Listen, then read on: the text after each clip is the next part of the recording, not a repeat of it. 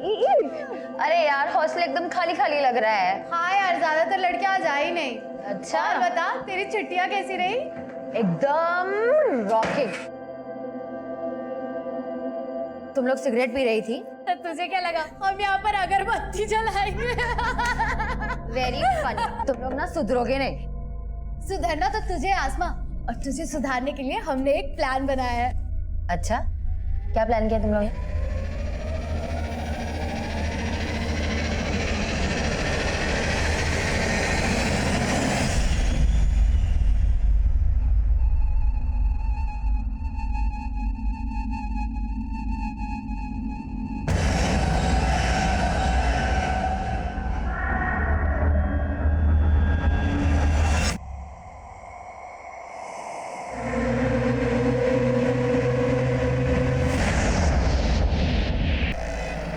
उसकी लाश के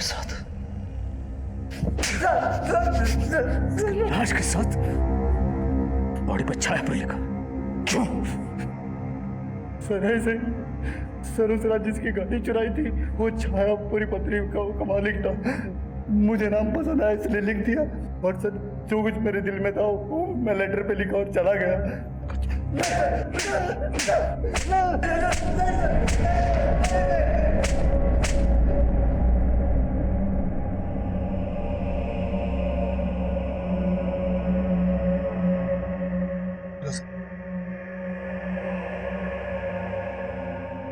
अब बोल रहे थे ना, मेरी बेटी का वहां किसी लड़के के साथ चक्कर। देख लिया ना क्या सच सामने आया। मैं तुमसे माफी मांगता हूँ फिरोजा, मैं कभी आसमा को समझ ही नहीं पाया।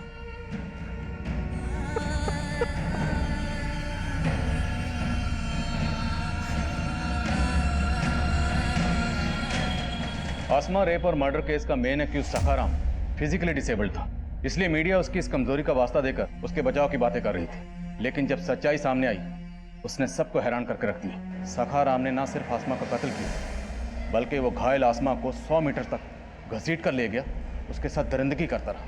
लेकिन हॉस्टल में मौजूद किसी ने कोई आवाज़ नहीं सुनी, किसी ने कुछ नहीं देखा, कुछ नहीं सुना। जबकि उस रात हॉस्टल में सखाराम के अलावा वार्डन सुनीता का भाई रमन और सुप्रिया के दोस्त अनिरुद्ध और शांतनु भी मौजूद थे, जो गलत तरीके से हॉस्टल में दाखिल हुए थे। जिससे साबित होता है कि आसमा एक ऐसे प्रमाइसिस में रह रही थी जहां पर सिक्योरिटी ताक पर थी।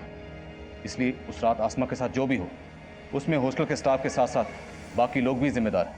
आज इंटरनेशनल वुमेन्स डे पर आसमा की कहानी आप सभी को बताकर मेरा मकसद ये बताना है कि आसमा की मौत से सिर्फ उसके परिवार को गहरा नुकसान नहीं हुआ, बल्कि ये नुकसान हमारे पूरे समाज का नुकसान, क्योंकि हमने आसमा को खोकर एक ऐसी टैलेंटेड और सेंसिटिव शख्सियत को खोया है जो अपनी सोच से एक प्रगतिशील समाज के निर्माण का मादा रखती थी। उम्मीद है आसमा की कहानी हम सबको एक सबक देगी, जिससे हम अपने मुल्क की बेटियों को एक महफूज और बेहतर समाज दे पाएं।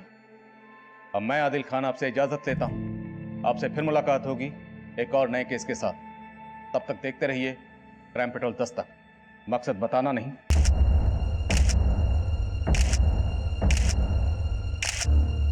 और कितना भटकोगे आदिल सर, आगे फिर वही डेड एंड है। मेरे कातिल को कभी ढूंढ नहीं पाओगे।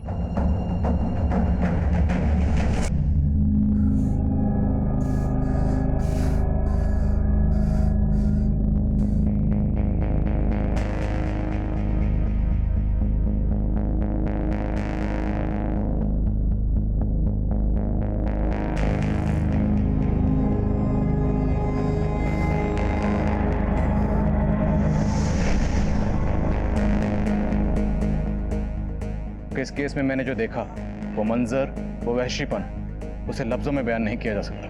हालांकि मैंने अपने करियर में कई केसेस देखे हैं, लेकिन ये केस लगातार मेरे जहन के साथ खिलवाड़ कर रहा था, क्योंकि हर केस में वहशीपने की कोई ना कोई हद मुकर्रर होती है। लेकिन इस केस में वहशीपने की सारी हदें पार हो गई थी। इसने मुझे हिलाकर रख दिया, अंदर से झकझोर दिया था, और मैं मुजरिम की रची हुई एक ऐसी भूल भुलैया में भटक रहा था जिसने मेरी रातों की नींद तक उड़ा दी थी।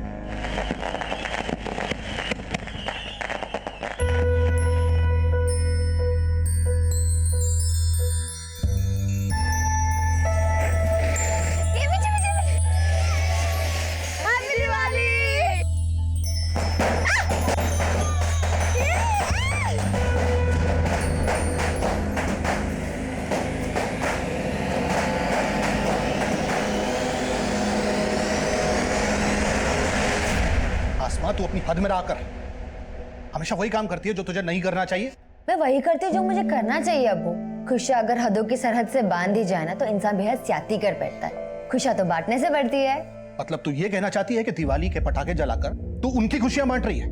देख, उनके तौर तरीके अपनाकर तू हमारे लोगों की तौहीन कर रही है।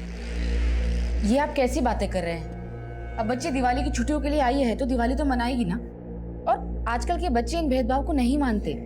उनके लिए ईद, क्रिसमस, दिवाली ये सब उनके त्योहार हैं। हाँ अब्बू। बस, हमारे यहाँ जिस तरीके से चीजें होती हैं वैसे ही होंगी, तुझे भी वैसे ही फॉलो करना है।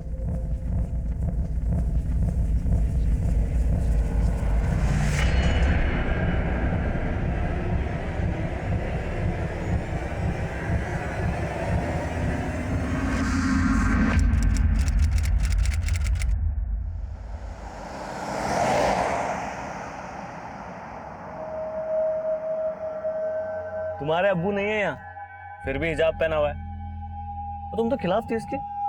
आपको ऐसा क्यों लगता है आफाक भाईजान?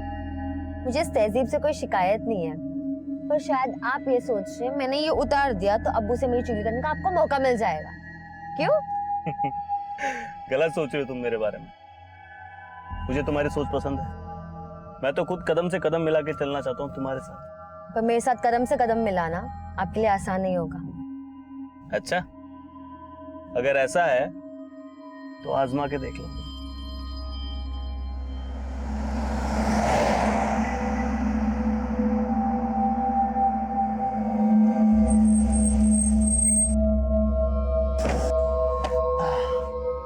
चलिए, अल्लाह हाफिज। अच्छा, सिर्फ किताबों में सर मत खपाना, ये जिंदगी उससे भी ज्यादा दिलचस्प है।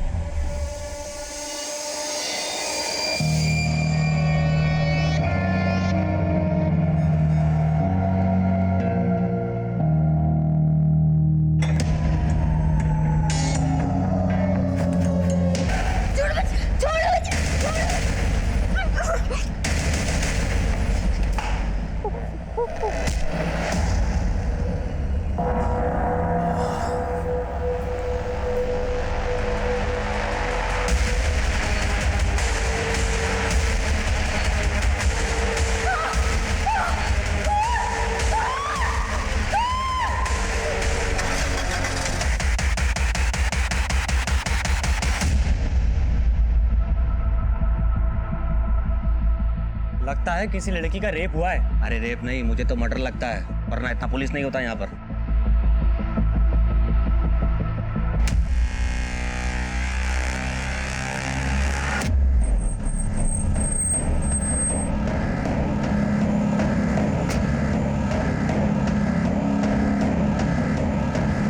जय हिंद सर, बहुत ब्रूटल मर्डर है सर।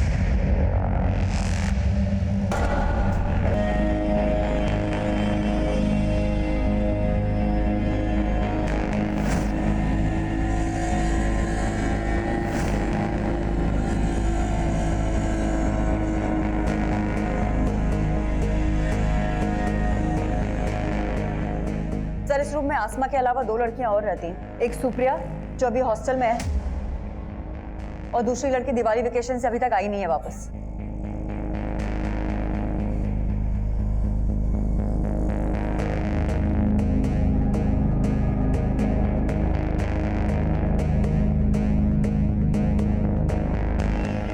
सर, इसी टेबल पर से हमें ये स्विच ऑफ मोबाइल भी मिला है। कस्टडी में लो। सुप्रिया, तुम आसमा की रूममेट, आसमा का बेड, तकिया सब कुछ खून से लथपथ है, और तुम कह रही हो तुम्हें कुछ नहीं पता? सर, मैं कुछ नहीं छुपा रही हूँ सर। मैं रात को रूम में नहीं थी, मैं अपने फ्रेंड्स के साथ उनके रूम में थी, और जब हम गए थे तो आसमा अकेली थी रूम में। देख आसमा, तुझे नहीं आना तो कोई बात नहीं, लेकिन दरवाजा अंदर से बंद मत करना। मैं रात को आऊंगी तो तेरी नींद डिस्टर्ब हो जाएगी। तो तुमने जानबूझ के आसमा को दरवाजा खुला रखने के लिए कहा था? हाँ, लेकिन मैं सच कह रही हूँ सर। मैं अपने फ्रेंड के साथ उनके रूम में थी और उनसे बातें करते करते मैं सो गई, और जब सुबह उठी तो देखा।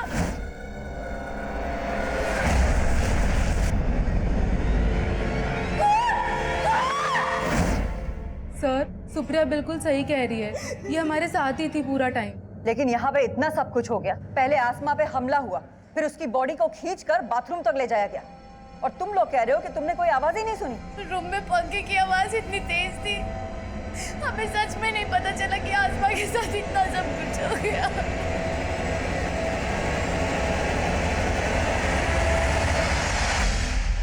इतना ब्रूटल मर्डर, लड़की को कमरे से घसीट कर बाथरूम तक ले जाया गया।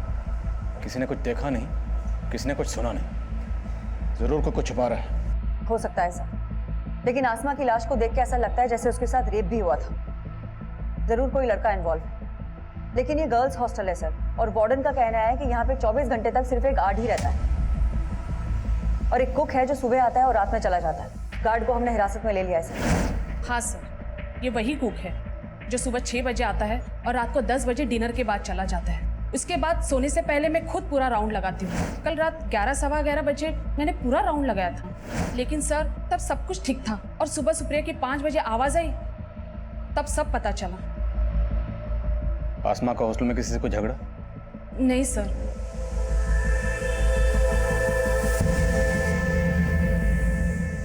कल शाम तक हॉस्टल में कोई भी लड़की नहीं थी सर, तो ये भी हो सकता है कि कोई पहले से ही हॉस्टल में जाके छुप गया हो, और जब कल लड़कियों ने ज्वाइन किया तो ये कांड करके भाग गया। पॉसिबल है। हम ये अज्यूम कर रहे हैं कि आसमा का पहले रेप हुआ, फिर कत्ल हुआ। अब सच क्या है ये पोस्टमार्टम रिपोर्ट बताएगी। हॉस्टल का कोना कोना स्कैन करो और सबकी हैंडराइटिंग के सैंपल्स लो।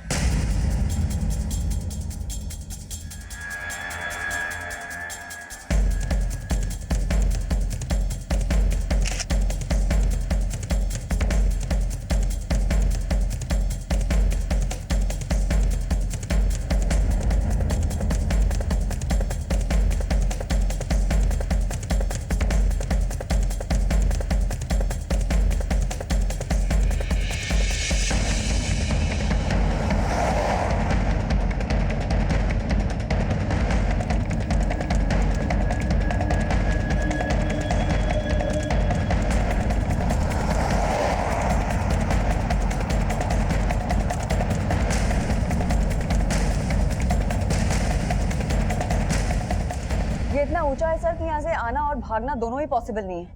देखो, अगर कुछ सीढ़ियों से आया तो पक्का मेन गेट से एंट्री मारी होगी, मतलब गार्ड झूठ बोल रहा है। और अगर कोई यहाँ से आया तो फिर ये किसी पेशेवर मुजरिम का काम। सर यहाँ कहीं सीसीटीवी भी नहीं है, तो दोनों ही पॉसिबिलिटीज है। हॉस्टल के आसपास सबसे पता करो, जहाँ भी सीसीटीवी मिले उसे खंगालो, और हॉस्टल में जितने भी लोगों का आना जाना था एक एक की डिटेल निकालो।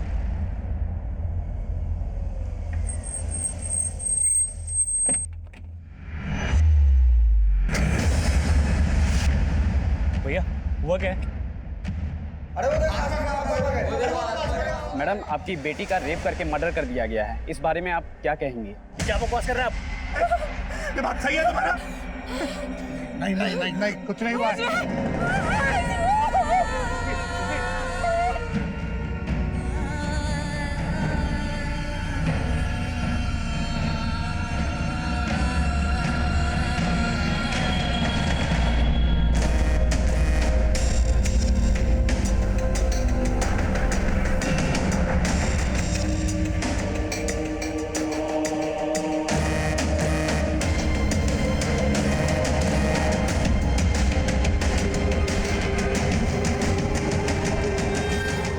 थर्ड फ्लोर पुलिस ने सील किया हुआ है।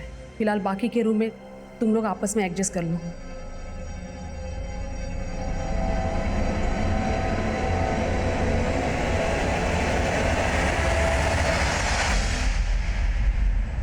मैं ऐसे कैसे विश्वास कर लूं कि मेरी आसमा? आप बैठिए, बैठिए। मुझे कुछ नहीं पता, मुझे एक बार मेरी बेटी को दिखा दीजिए प्लीज, मुझे एक बार मेरी बेटी को देख लेने दीजिए ना मैडम। मैम आप बैठिए सर,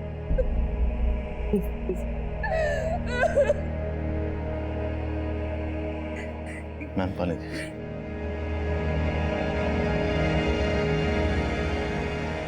देखिए, आसमा की बॉडी को हमने पोस्टमार्टम के लिए भेजा है।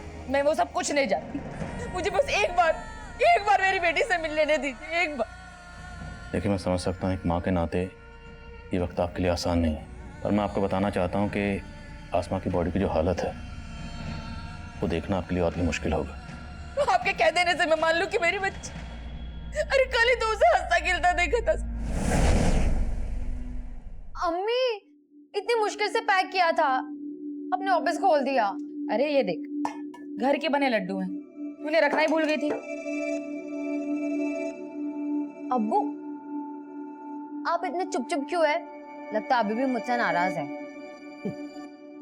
बेटा ख्यालात तो तेरी अम्मी से भी नहीं मिलते हमारे, फिर भी निभा लिया ना। तू तो बच्ची है हमारी। वाह फूफा, अस्सलाम वालेकुम फूफी। आज ये आसमां झुक गया या जमीन पे रह के आप भी आसमां छू बैठे? अफाक भाईजान, अफा की तरह जलना तो आपकी फितरत है ना? जब देखो अब्बू और मेरे बीच में आग लगाते रहते हैं। तो कल रात को इसे हॉस्टल ड्रॉप करके आया था और आज सुबह। देखिए, जिस तरह से आसमा को मारा गया काफी दिल दहलाने वाला। ये जरूर किसी ऐसे शख्स का काम है जिसकी आसमा से गहरी रंजिश रही होगी। तो क्या आसमा ने कभी आप लोगों से इसके खिलाफ कुछ कहा था? नहीं सर, उसने कभी कुछ ऐसा नहीं बताया।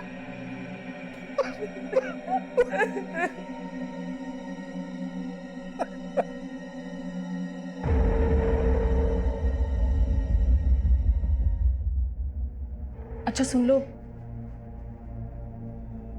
आई होप तुम समझ गई हो कि मैं क्या कहना चाहती हूँ। Yes ma'am. डोंट वरी, मैं तुम्हारे साथ हूँ, मैं सब संभालूंगी। अच्छा अब तुम जाओ।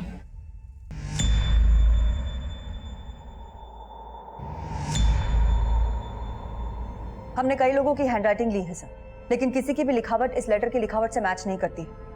हमने बहुत सारे लोगों के फुटप्रिंट्स भी लिए हैं, लेकिन अभी तक किसी के खिलाफ कुछ पता नहीं चल पाया। क्राइम सीन पर यह लेटर मिला और आसमा के बदन पर छायापुरी लिखा हुआ था। छायापुरी नाम का कोई मैगजीन भी है ना? जी हाँ सर, इस मैगजीन के अंदर सेक्स रिलेटेड कंटेंट ही छपता है। मैं कमिंग सर। क्या मैं? सर आसमा की प्रीलिमिनरी पोस्टमार्टम रिपोर्ट आ गई है सर। रिपोर्ट के मुताबिक गहरी नफरत करता है या फिर किसी सरफरे का। सबकी लिस्टिंग करो और शहर के सभी इंस्टीट्यूट को उठाओ और तोड़ो एक एक को। आसमा रेप और मर्डर केस में जहां हम एक तरफ आसमा की जिंदगी के पन्ने पलट कर देख रहे थे, वहीं दूसरी तरफ हमें इस केस में किसी बाहरी एंगल की पॉसिबिलिटी भी नजर आ रही थी। इसलिए हमने शक की बुनियाद पर कई हिस्ट्री शीटर्स को उठाया।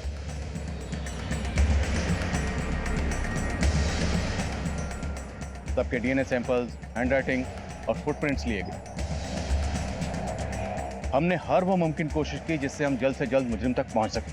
हॉस्टल का गार्ड भी हमारा स्ट्रॉन्ग सस्पेक्ट। उससे सच उगलवाने के लिए हमने कई तरीके अपनाए। मैडम मैंने कुछ नहीं किया।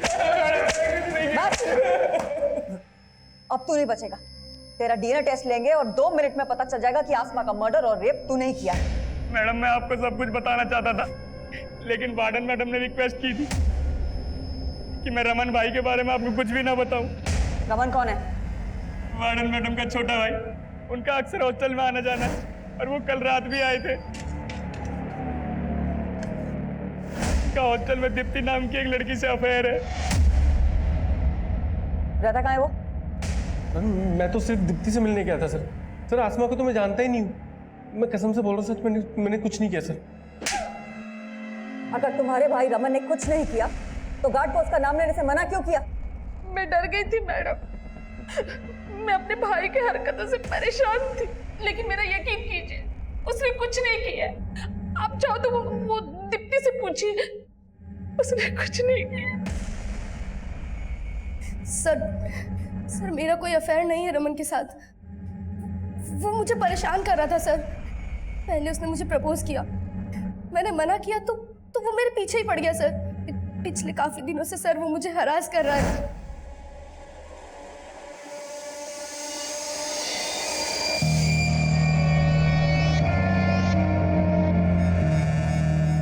मैं उसका फोन नहीं उठा रही थी तो वो उस रात हॉस्टल में आ गया।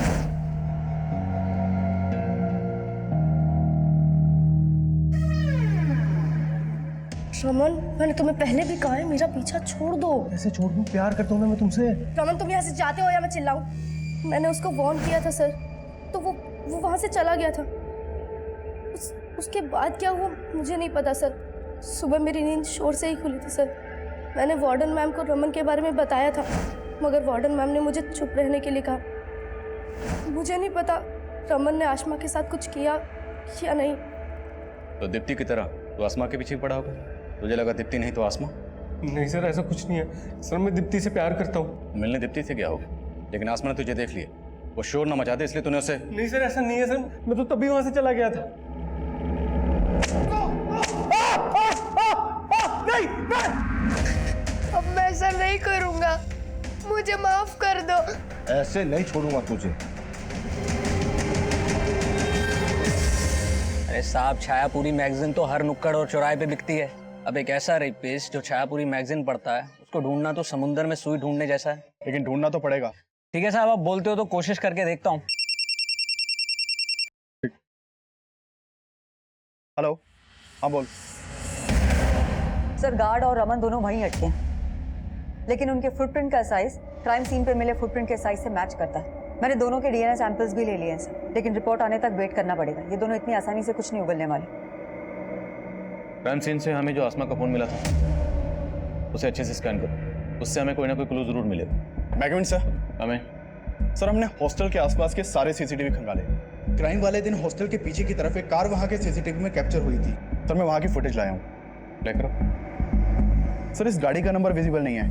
मैंने इस गाड़ी के बारे में आसपास के लोगों से पूछताछ की, लेकिन पहले किसी ने भी इस गाड़ी को यहाँ नहीं देखा।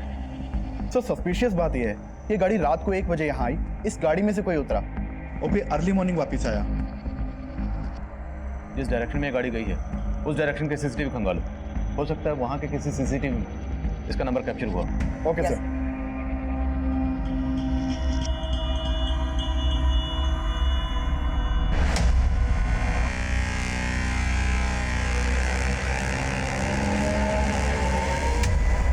अनुराग, इधर आना। Yes ma'am.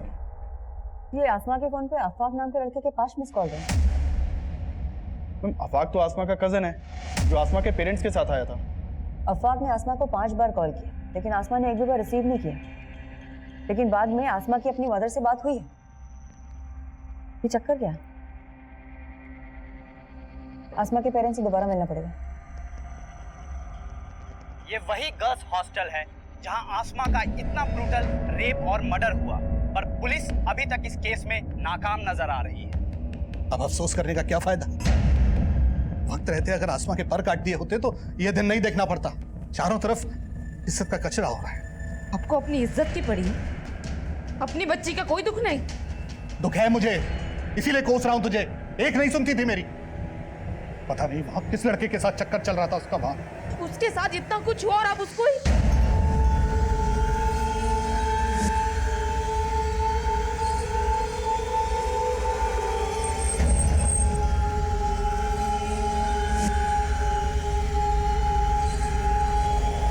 कहां जा रही हो तुम? मुझे अपनी बेटी को इंसाफ दिलाना है और आपको ये साबित करना है कि मेरी बेटी गलत नहीं थी। गलत वो था जिसने मेरी बेटी के साथ...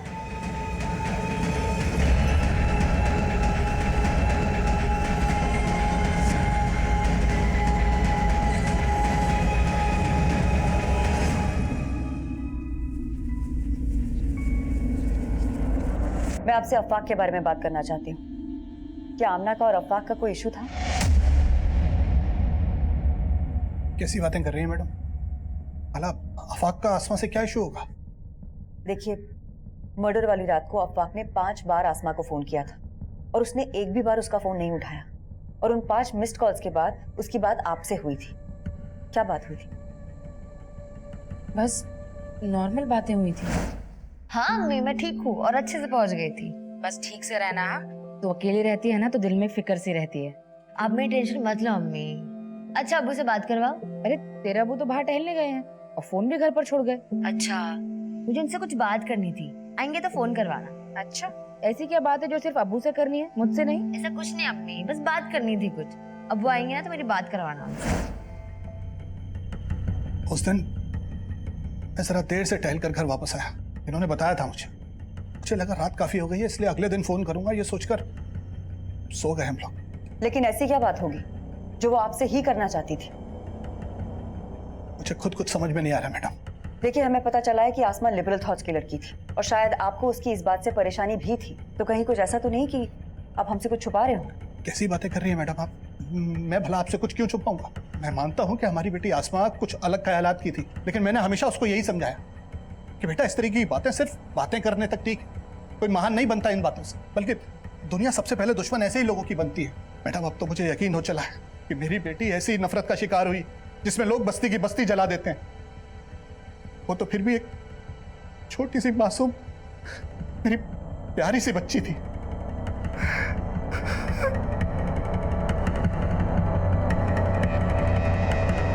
ठीक है, मैं आता हूं। सर मैंने ब्रोथल में फील्डिंग लगाई तो एक टिंडा नाम के आदमी का मालूम चला। कौन टिंडा? ये आदमी है साहब, ब्रोथल में काफी आना जाना है इसका, काफी वहशी है ये आदमी। वो टिंडा है ना, दिमाग से एकदम सटका हुआ है। जो भी उसके साथ जाती है ना, उसका हालत खराब कर देता है। एक नंबर का जानवर है, जानवर। आप एक बार देख लो, हो सकता है ये वही सनकी आदमी हो जिसे आप ढूंढ रहे हैं। आसमा के पेरेंट्स से अफाक के बारे में बात की? सर वो अफवाक पे कोई शक नहीं जता रहे, और अफवाक से मैं खुद मिली थी ये जानने के लिए कि उसने उस रात आसमा को इतने सारे कॉल्स किए क्यों थे। मैम मैं उसे हॉस्टल छोड़ के घर आया तो ऐसे ही कॉल किया था, ये जानने के लिए कि सब खैरियत है कि नहीं। लेकिन उसके साथ कुछ ठीक हुआ नहीं, और उसने तुम्हारे कॉल्स भी रिसीव नहीं किए। क्यों? पता नहीं मैम, मुझे लगा सो गई होगी। लेकिन तुम्हारे मिस्ड कॉल्स के बाद उसने अपनी अम्मी से भी बात करी, लेकिन तुम्हें कॉल बैक नहीं किया। कोई ना कोई वजह तो होगी ना, बैंक को छुपा तो नहीं रहा तुम हमसे? नहीं मैम, मैं कुछ नहीं छुपा रहा। फिर भी इस अफाक के बारे में सब कुछ पता करो, हो सकता है कुछ छुपा रहा हो। और ये भी पता करो कि मर्डर की रात ये कहाँ था। Okay sir. मैं कमिंग सर। सर हमारे खबरियों से इस तेजस उर्फ टिंडा नाम के आदमी की इंफॉर्मेशन मिली है। सर इसके बारे में जो भी पता चला उस हिसाब से शक किसी के ऊपर जाता है। सर मैंने चेक किया, मर्डर वाली रात इसका फोन हॉस्टल वाले एरिया में ही एक्टिव था। उठाओ इसे। Yes sir.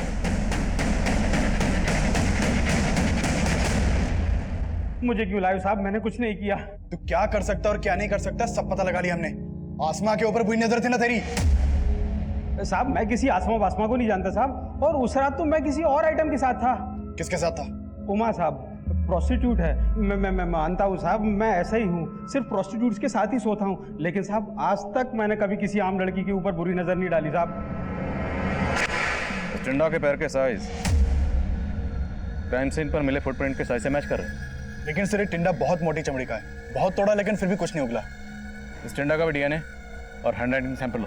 सर सर आज सुबह संत नगर पुलिस ने विक्रमपुर एरिया से एक अज्ञात गाड़ी जब्त की है। ये देखिए सर, ये विनय नाम के एक आदमी की गाड़ी है जो संत नगर में रहता है। सर उसने अपनी गाड़ी चोरी होने की कंप्लेन लिखवाई थी, और सर ये गाड़ी उसी शाम चोरी हुई है जिस रात आसमा का मर्डर हुआ है। और इस गाड़ी का कलर उस कार के कलर से मैच करता है जो गर्ल्स हॉस्टल के बैक साइड में देखी गई थी। ये गाड़ी चुराई गई संत नगर से, जो उस हॉस्टल से 7-8 किलोमीटर की दूरी पर है। तो कोई इतनी कम दूरी तय करके कार चुराने के बाद मर्डर करने क्यों आएगा? मेरा मतलब है चोरी की हुई कारें ज़्यादातर लूट और रॉबरी में इस्तेमाल होती या फिर लाश डंप करने के लिए। लेकिन यहाँ तो रात भर लाश भी उस हॉस्टल में थी और अगली सुबह तक ये कार भी वहीं थी। और अगर ये कत्ल इसी कार चुराने वाले ने किया है तो ये इतनी देर वहाँ क्यों रुकेगा? लेकिन सर हम किलर को सरफिरा भी तो समझ रहे हैं। हो सकता है ये चोर वही हो जिसे हम ढूंढ रहे हैं। ठीक है, संत नगर पुलिस के टच में रहो और पता करो कि कार चुराने वाला कौन हो सकता है। और हॉस्टल एरिया का डंप डाटा स्टडी करो, हो सकता है वहाँ से कोई सस्पिशियस नंबर सामने आए।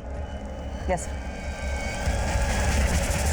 आपने अफाक को आसमा के साथ हॉस्टल क्यों भेजा था? अभी अचानक तुमने अजीब सा सवाल क्यों पूछा? सवाल तो ये है कि आसमा आपसे क्या बात करना चाहती थी जो उसने मुझे नहीं बताई, या आपने अफाक को कुछ बोला जो मुझे नहीं बताया?